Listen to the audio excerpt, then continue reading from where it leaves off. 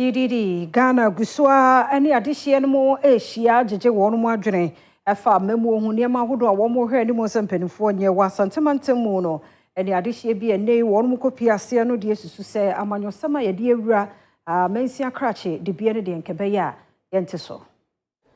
ensenkaya efa galamsey oma yenwumasua economy any local government and a constitutional review honsem e ka foforo pie ho ne CDD Ghana bra mbo na be pie mu e wa Asante mantem ha wo mu dwumadie no parodo no a kire mo adwen na dwumadie na se no adehye bi ensem mo kan ni so no a rare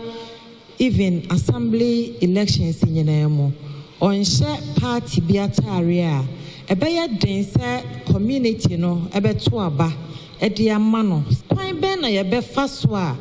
Yantimemufo no Asante man MMDCEs ni assembly members ni other appointees no e be free community name na nka ye besra ban se e basa onyan maye ne tifiri kromo no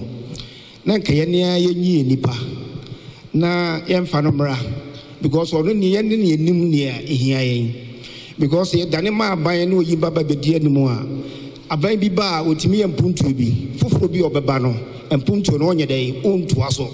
na adwuma na ye dey aka de so man sika ne ye dey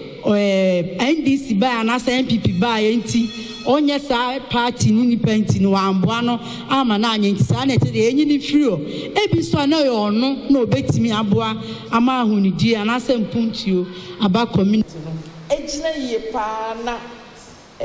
baby wo ha ye to aba emfa wo mo ho abanya ye beyi no free say local government no dey wo mo control it bibi che wa dwene a local government for no so ye town hall say ya area committee ni ade extra amanfo eniema na amanfo so akire wo mali